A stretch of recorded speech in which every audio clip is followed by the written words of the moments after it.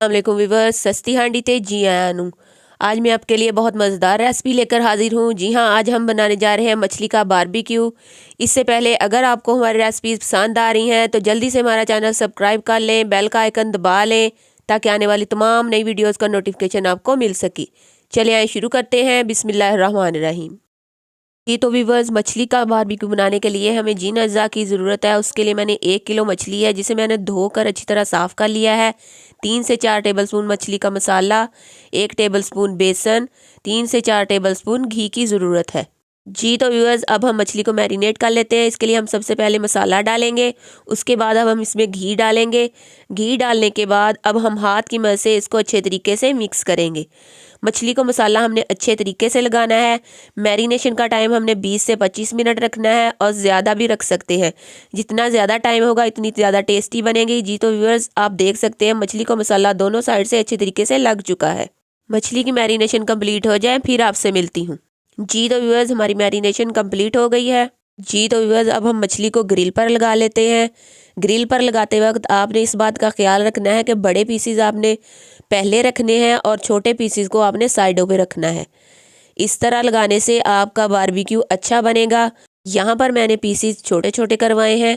अगर आपको हमारी वीडियो पसंद आ रही है तो कमेंट्स में लाजमी बताइएगा। नेक्स्ट हम बड़े पीसीज का बारबेक्यू भी करेंगे।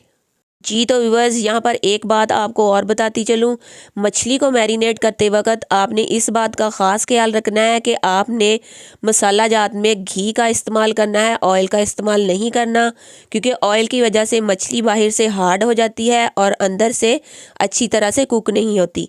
घी की वजह से मछली जो है वो अंदर से और बाहर से अच्छी तरह से कुक होती है और इसका टेस्ट भी बहुत ज़बरदस्त आता है। जी तो व्यूअर्स, तमाम पीसेस मछली के मैंने लगा दिए हैं। अब हम ग्रिल को बंद कर लेते हैं और इसको बारबेक्यू के लिए कोयलों पर चढ़ा देंगे। जी तो व्यूअर्स, बारबेक्यू के लिए मैंने एक आग जलाकर अंगीठी में कोयले बना लिए थे। आग मैंने ज़्यादा नहीं बनाई, कम बनाई है, क्योंकि अगर हम आग ज़्यादा बनाएंगे तो हमारी मछली जो है वो बाहर से जल्दी जल जाएगी और अंदर से वैसे ही कच्ची रहेगी। आपने भी इस बात का ख़ास ख्याल रखना है कि आपने आग जो है वो मुनासिब इस्तेमाल करनी है। हाँ, बारबेक्यू करते वक्त आपको कम लगे तो आप इसमें मज़ीद कोयले डाल सकते हैं। जी तो व्यूअर्स, आप देख सकते हैं हमने मैरिनेशन में जो घी इस्तेमाल किया था वो कोयलों पर गिर रहा है और उसकी वजह से धुआं उठना शुरू हो गया है, जो हमारी मछली को बारबेक्यू का टेस्ट देगा। जी तो व्यूअर्स, ग्रिल की अब हम साइड चेंज कर लेते हैं। यहाँ पर आपने इसकी एक साइड को 3 से 4 मिनट पकाना है और मुसलसल इसकी साइड जो है वो बदलते रहना है, इस ताकि हमारी मछली जो है वो दोनों साइड से अच्छी तरह से कुक हो जाए और इसका टेस्ट ज़बरदस्त आए। जी तो व्यूअर्स, हमारी मछली दोनों साइडों से अच्छे तरीके से पक रही है। मैं इसको पका लूँ फिर आपसे मिलती हूँ। जी तो व्यूअर्स, हमारी मछली दोनों साइडों से अच्छे तरीके से कुक हो गई है। इसकी मुकम्मल कुकिंग का टाइम 30 से 35 मिनट है। अगर आपकी फ़िश के पीसेस बड़े हैं तो आप इसकी कुकिंग का टाइम जो है वो बढ़ा लें ताकि आपकी फ़िश मुकम्मल बारबेक्यू हो जाए। जी तो व्यूअर्स, हमारी फ़िश जो है वो दोनों साइडों से अच्छे तरीके से कुक हो गई है। अब हम ग्रिल को उतार कर थोड़ी देर के लिए रख देते हैं ताकि ये थोड़ी सी ठंडी हो जाए। ये ठंडी हो जाए फिर आपसे मिलती हूँ। तो व्यूअर्स, ग्रिल हमारी ठंडी हो गई है। अब हम ग्रिल को खोलकर फ़िश के पीसेस जो ग्रिल के साथ चिपक गए हैं उनको उतार लेते हैं और उसके बाद इसको डिश आउट करेंगे।